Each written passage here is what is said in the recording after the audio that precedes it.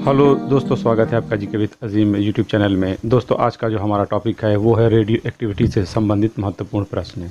अगर आप एक दिवसीय परीक्षाओं की तैयारी कर रहे हैं तो आपको ये वीडियो ज़रूर देखना चाहिए।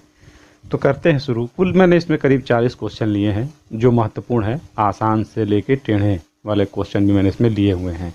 तो देखिए आप इससे किस तरह के सवाल आते हैं। अगर आप आरआरबी की चाहे एसएससी कोई भी एग्ज़ाम कर रहे हैं की तैयारी कर रहे हैं तो इससे कुछ सवाल ज़रूर आते हैं जो आपको देखना चाहिए। ऐसे मैंने रेडियो एक्टिविटी से एक वीडियो भी बनाया है, चाहे तो आप डिस्क्रिप्शन में दिया लिंक, चाहे तो आप जाकर उसे वहाँ पे देख लें। और अगर आप मेरे टेलीग्राम ग्रुप से नहीं जुड़े हैं तो उससे आप जुड़ जाइए। समय समय पर मैं उसमें कुछ काम की चीज़ें देता हूँ।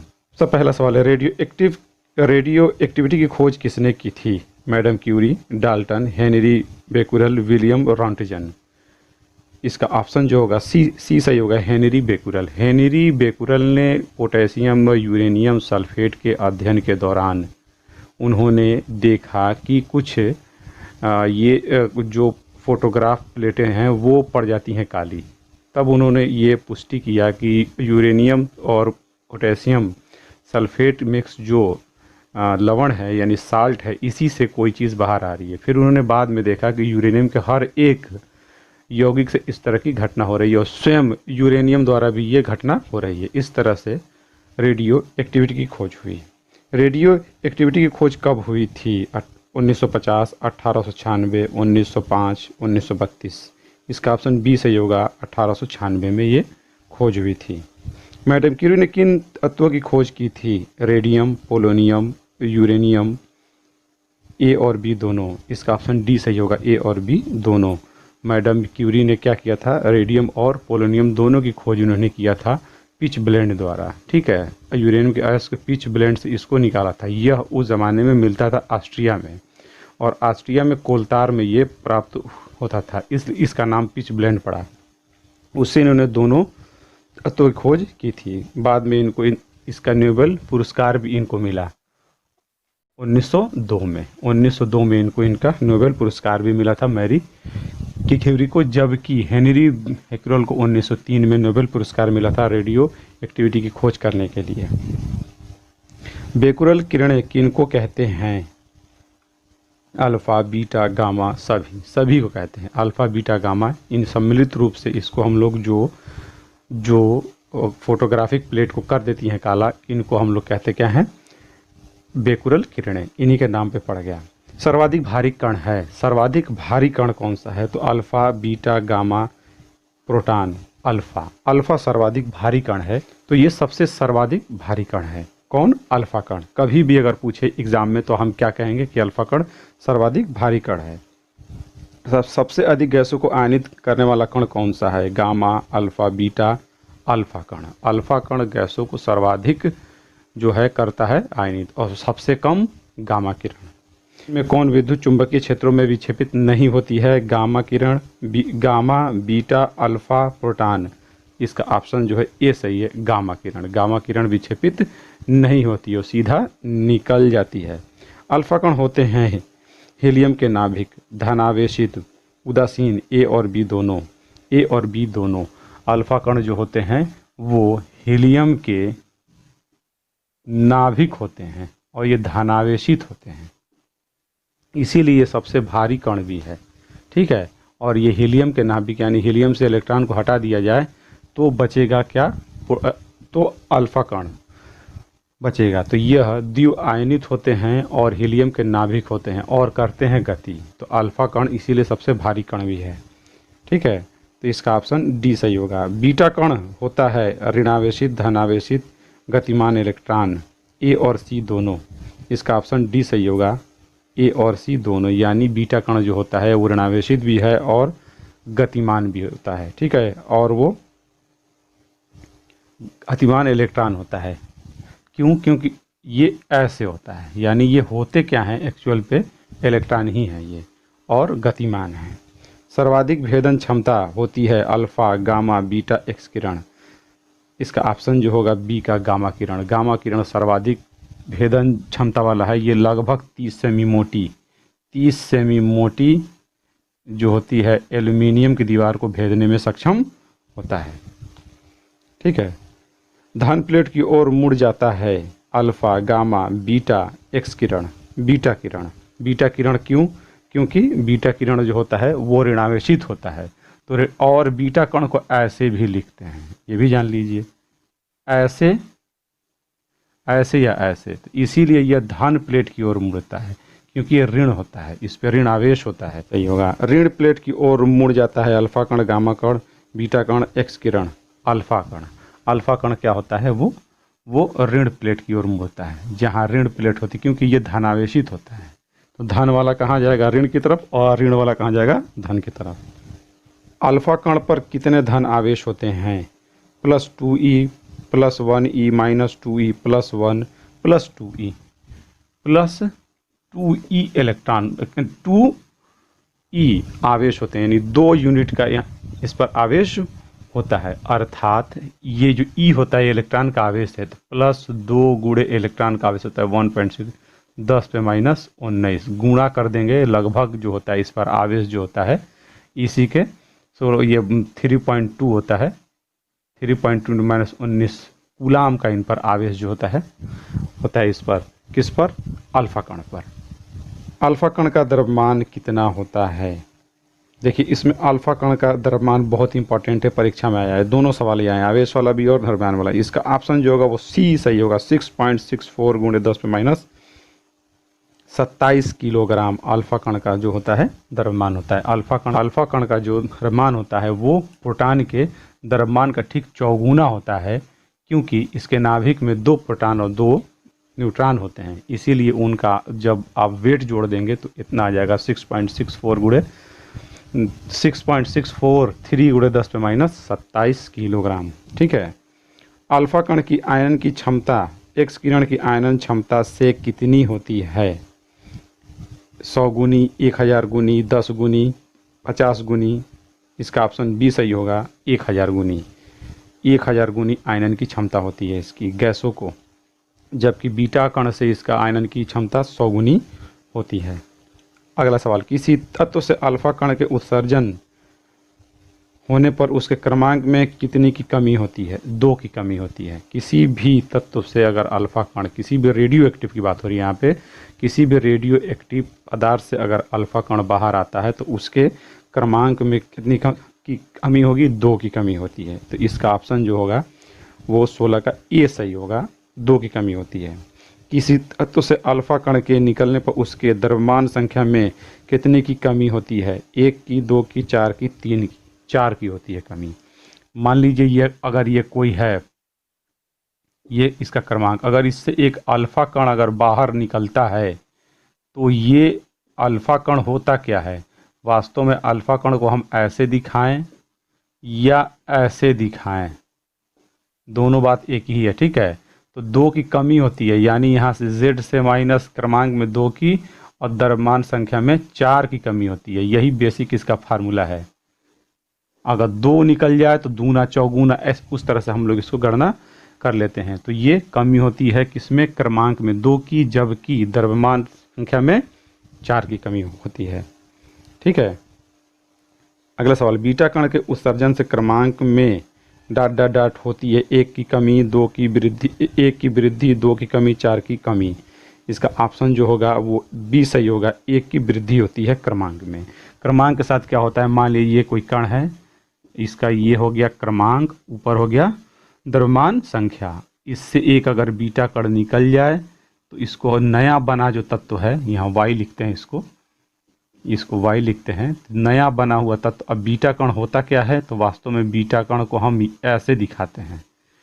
तो बीटा कण से 0 होता है इसका द्रव्यमान, तो द्रव्यमान तो कोई फर्क नहीं पड़ेगा, लेकिन क्रमांक में क्या होता है? 1 की क्या होती है? ये कमी नहीं होती है, ये ऋण और +1 होता है ये। तो वास्तव में ये क्या हो जाता है कि वो, और ये क्या होता है? +1 हो जाता है। ये एक्चुअल फार्मूला बन जाता है ये वाला। ठीक है। तो इससे क्या होता है? क्रमांक में क्या होती है? 1 की वृद्धि होती है इसमें। ठीक है। तो ये आपको कभी भूलना नहीं है। किसी तत्व से बीटा कण के उत्सर्जन से उसके द्रव्यमान संख्या में ... होती है 2 की कमी, 1 की कमी, कोई कमी नहीं होती है, 4 की कमी होती है। इसका ऑप्शन सी सही होगा, 19 का सी होगा सही, कोई कमी नहीं होती है। ये वही का वही रहता है। केवल क्रमांक होता है चेंज। ठीक है, किसी भी पदार्थ का क्रमांक चेंज हो जाएगा तो उसका गुण क्या होगा, बदल जाता है। और क्रमांक उसके नाभिक में पाए जाने वाले प्रोटॉनों की संख्या के ऊपर निर्भर करता है। ठीक है, और बीटा कण बनता कब है, होता वास्तव में इलेक्ट्रॉन है, पर ये आता है नाभिक से बाहर आता है, और नाभिक से इलेक्ट्रॉन तो बाहर आता नहीं है।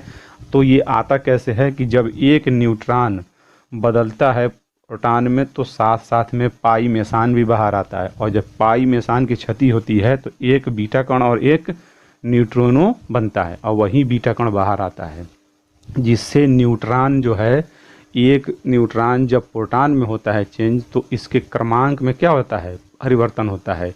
लेकिन न्यूट्रॉन ही जब प्रोटॉन में हुआ है चेंज, इसलिए द्रव्यमान में कोई फर्क पड़ता नहीं है। ठीक है, तो मोटे मोटे आप इसको भी जानते हुए चलिए, इसके बारे में सब मैंने पढ़ाया है। ठीक है, निम्न में कौन विद्युत चुंबकीय क्षेत्रों में विक्षेपित नहीं होता है। ठीक है, अल्फा, गामा, बीटा सभी। इसका बी ऑप्शन होगा गामा। गामा किरण चुंबकीय विद्युत चुंबकीय क्षेत्रों में विक्षेपित नहीं होता है। ठीक है, अल्फा कण में कितने न्यूट्रॉन और प्रोटॉन होते हैं, 2 2, 1 2, 3 2, 2 3, 2 2 होते हैं। अल्फा कण में 2 जो होते हैं, अल्फा कण हमने कैसे बनाया था, मान लीजिए हम ये वाला ले रहे हैं 2H4, ये क्रमांक हो गया 2, तो प्रोटॉनों की संख्या क्या हो गई, 2। ठीक, और इसी 4 में से 2 हटा देंगे तो ये क्या आ जाएगा, 2, ये हो गया न्यूट्रॉन हो गया, 2 2 होता है इसमें, दोनों में क्या होंगे, 2 घटाने पे, तो 2 न्यूट्रॉन और 2 प्रोटॉन होते हैं अल्फा कण के नाभिक में। स्वयं में नाभिक होता ही है, कण ही है ये, और याद रखिए कि ये कण है, और जबकि अल्फा गामा क्या है, किरण है, विद्युत चुंबकीय तरंग है वो। ठीक है, बेकुरल किरण में कौन विद्युत चुंबकीय किरण है, अल्फा, गामा, बीटा या सभी। तो इसका ऑप्शन बी सही होगा, गामा किरण। गामा किरण कण नहीं है, विद्युत चुंबकीय तरंग है। सर्वाधिक प्रदीप्ति उत्पन्न करने वाला कण है अल्फा, गामा, बीटा या एक्स किरण। इसका ऑप्शन ए सही होगा, अल्फा कण। अल्फा कण फ्लोरिसेंट पदार्थों पे या फास्फोरेंस पदार्थों पे जब पड़ता है तो चमक पैदा करता है। सबसे अधिक अल्फा कण, उसके बाद बीटा, गामा सबसे कम। अगला, बीटा कण का द्रव्यमान है 9.1 × 10⁻31 kg, 1.6 × 10⁻4 kg, 1.8 × 10⁻23 kg या 2 × 10⁻21 kg। इसका ऑप्शन ए सही होगा, 9.1 × 10⁻31 किलोग्राम। ये होगा, ये बीटा कण का द्रव्यमान होता है। यहाँ पे देखिए, अर्ध आयु का विमीय सूत्र है m पे 0, l पे 0, t। बी वाला ऑप्शन ml पे t पे -2, ml पे -1, t पे -2, ml पे -1, t पे -1। इसका ऑप्शन जो होगा वो ए सही होगा, m पे 0। इसका ऑप्शन जो होगा विमीय सूत्र का जो होता है, अर्ध आयु का विमा होता है m पे 0, l पे 0 और t होता है। ये वास्तव में यही होता है, और इसी को हम लोग लिख देते हैं ऐसे, समय होता है इसका मतलब। रेडियो एक्टिविटी को मापने वाला यंत्र कौन सा है, रेडियोमीटर, एक्टमीटर, गाइगर मूलर काउंटर, स्पेक्ट्रोमीटर। इसका ऑप्शन 26 का सी होगा, Geiger Muller counter. Radioactivity को नापता है ये।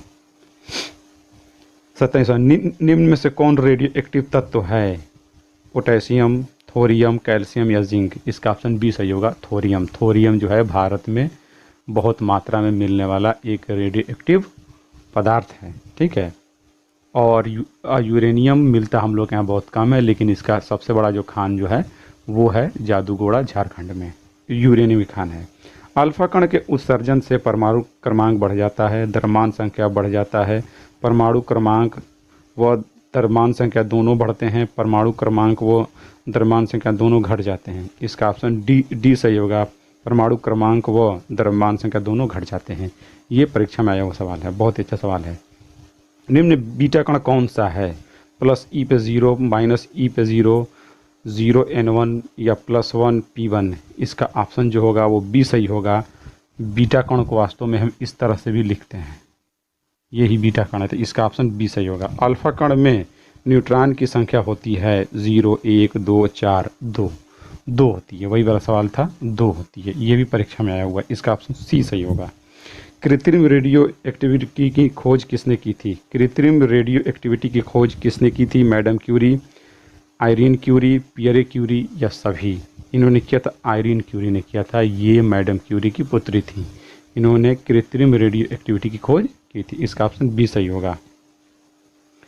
6C14 यानी कार्बन 6C14 में बीटा कण के उत्सर्जन के पश्चात बने नए तत्व का इलेक्ट्रॉनिक विन्यास होगा। बहुत अच्छा सवाल है, 32वां। इसको पहले देख लीजिए। इसमें ऑप्शन दिया हुआ है 2,4, 2,5, 2,8,4, 2,8,5। सबसे बड़ी चीज़ कार्बन जो है, कार्बन ये 14 ही है। कहता क्या है कि इससे एक बीटा कण उत्सर्जित हो जाए, एक बीटा कण उत्सर्जित हो जाए। नया बनने वाला तत्व कौन सा होगा? तो सबसे बड़ी चीज़ है कि जब बीटा कण उत्सर्जित होगा तो इसका क्रमांक क्या होगा? 7 हो जाएगा, बढ़ जाएगा, ठीक है। और 14 वही रहेगा। तो इससे हमें मतलब नहीं। इलेक्ट्रॉनिक विन्यास जो होगा 7 का, अब वो होगा 2,5 होगा। इसका ऑप्शन जो दिया है 32 का, वो बी सही होगा, ठीक है। समीकरण के रिक्त स्थान पर होगा, यानी रेडियम जो बन रहा है रेडान में, और डॉट डॉट डॉट प्लस वहाँ कौन सा कण होगा? तो देखिए यहाँ पे हीलियम होगा। इसका ऑप्शन बी सही होगा। देख लीजिए कैसे है ये। इस तरह की परीक्षाओं में सवाल पूछे जा रहे हैं। अब रेडियम, और ये कभी कभी तो लगातार कई कणों को निकालेगा। मान लीजिए 4 अल्फा कण निकाल दिया, 2 ठे बीटा कण निकाल दिया। अब यहाँ देखिए ये हो गया रेडान। अब रेडान से कह रहा है ये 86 हो गया, और ये कितना हो गया? 22 हो गया। यहाँ बैलेंस करना होगा हमको। मान लीजिए x कर लीजिए। अब यहाँ कौन सा होगा? ये ऐसे ही आप देखें, x9 भी लिखें। कितनी की कमी हो रही है यहाँ पे? 4। तभी तो होगा यहाँ पे 26, 226 लगा लीजिए कोई तत्व। अब यहाँ पे इतनी की हुई है कमी, 2 की। तो 2 और 4 ये कौन होगा? हीलियम का नाभिक है। यानी कण कौन सा होगा? ये होगा अल्फा कण। अल्फा कण यहाँ से निकला है। तो इसका ऑप्शन जो होगा 33 का बी सही होगा। बिस्मथ 213 से निकला कोई कण अब बना पोलोनियम 213 डॉट डॉट डॉट कौन सा कण होगा? इसको भी देखिए। इसमें ऑप्शन दिया हुआ है +P0 2He4 -1B यानी बीटा कण, और फिर उसके बाद दिया है 0N2 दिया है। तो बिस्मथ है। बिस्मथ से क्या किया है? 83, और ये 213। अब यहाँ से कोई कण निकला और बन गया क्या? पोलोनियम। ऐसे लिखिए पोलोनियम, ऐसे पोलोनियम। ये हो गया 84 और ये हो गया 213। अब यहाँ कौन सा कण होगा? तो जाहिर सी बात है कि ये तो वही रहा। तो वो कण के ऊपर कोई भी द्रव्यमान नहीं है, ठीक। और कमी नहीं होगा, क्या हो गई? वृद्धि हो गई, यानी -1। यानी यहाँ पे बीटा कण है, ठीक है। तो यानी ये माइनस ऐसे कोई कण है, तो बीटा कण होगा। तो इसका ऑप्शन जो होगा वो सी सही होगा, ठीक है। निम्न में सबसे कम वेग किसका होता है? अल्फा कण, बीटा कण, गामा किरण या एक्स किरण? इसका ऑप्शन होगा अल्फा कण। अल्फा कण सबसे भारी, इसलिए उसका वेग भी कम है, ठीक है। जीवाश्म की आयु का पता लगाने के लिए किसका प्रयोग करते हैं? जीवाश्मों की आयु का पता लगाने के लिए तो दिया C12, C14, कोबाल्ट 60 या यूरेनियम 238। यहाँ होगा ऑप्शन बी सही होगा, कार्बन 14।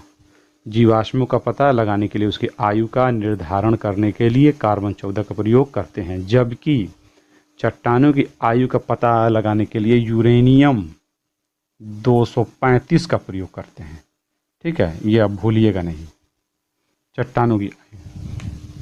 अगला 37, थायराइड ग्रंथि के इलाज में कौन सा रेडियो एक्टिव तत्व प्रयोग किया जाता है? सोडियम 24, आयोडीन 131, फेरम 59 या P32? इसका ऑप्शन बी सही होगा, आयोडीन 131। हड्डियों के कैंसर के उपचार में प्रयुक्त किया जाता है फास्फोरस 32, फेरम 59 कार्बन 14 या आयोडीन 131। इसका ऑप्शन होगा ये सही होगा। फास्फोरस 32 का इस्तेमाल होता है और भी इसके इलाज में, और हड्डियों के साथ साथ इसका इलाज और जगहों पर भी होता है, लेकिन सबसे अधिक हड्डियों के इलाज में ये होता है। सामान्य अंगों में कैंसर के उपचार के लिए प्रयोग किया जाने वाला रेडियो एक्टिव पदार्थ है। सामान्य अंगों में कैंसर के उपचार के लिए प्रयोग किया जाने वाला रेडियो एक्टिव पदार्थ है सोडियम 24, फेरम 59, कोबाल्ट 60 या कार्बन 14। इसका जो होगा वो कार्बन 16 है। कार्बन 60 जो होता है, इसका उपचार का मेन कारण क्या है जान लीजिए। इसी का उपयोग क्यों करते हैं? बहुत से कैंसर के जगहों पे, फेफड़ों का, ब्रेन का, हर जगह जहाँ पर भी कुछ होता है, ट्यूमर भी बनता है, तो कार्बन कोबाल्ट 60 का इस्तेमाल होता है। कोबाल्ट क्योंकि इससे गामा रे बाहर आती है और उसी से सेकाई होती है। ठीक है। रेडियो एक्टिविटी का सबसे बड़ा मात्रक क्या है? जूल, क्यूरी, पॉइज, वाट प्रति सेकेंड। इसका ऑप्शन बी सही होगा। क्यूरी जो होता है सबसे बड़ा मात्रक है। रेडियो एक्टिविटी का एसआई मात्रक क्या है? क्यूरी, रदरफोर्ड, बेकुरल और रॉन्टजन। इसका ऑप्शन सी सही होगा। बेकुरल जो है वो एसआई मात्रक है रेडियो एक्टिविटी का। और मापने वाला यंत्र कौन सा है? Geiger Muller counter. यहाँ पे एक बेकुरल जो होता है 1 क्षय प्रति सेकेंड होता है, और एक रदरफोर्ड 10⁶ प्रति सेकेंड या 10�6 बेकुरल भी होता है ये। ठीक है, ये भी बेकुरल। ठीक। और एक क्यूरी सबसे बड़ा होता है मात्रक। एक क्यूरी बराबर 3.6 2 × 10⁻10 बेकुरल होता है। इसको भी आप जानिए। तो ये थे कुछ सवाल, कुछ 40 सवाल हैं ये रेडियो एक्टिविटी से, जो अमूमन परीक्षाओं में पूछा गया है। इसमें आसान और मुश्किल सारे सवाल थे। तो मुझे उम्मीद है कि आपको ये वीडियो कुछ समझ में आया होगा, अच्छा लगा होगा। अगर ये वीडियो आपको अच्छा लगा है तो इसे करिएगा लाइक, और चैनल पर नए तो उसका करिएगा सब्सक्राइब। मिलते हैं फिर हम एक अगले वीडियो में। तब तक के लिए अलविदा। जय हिंद।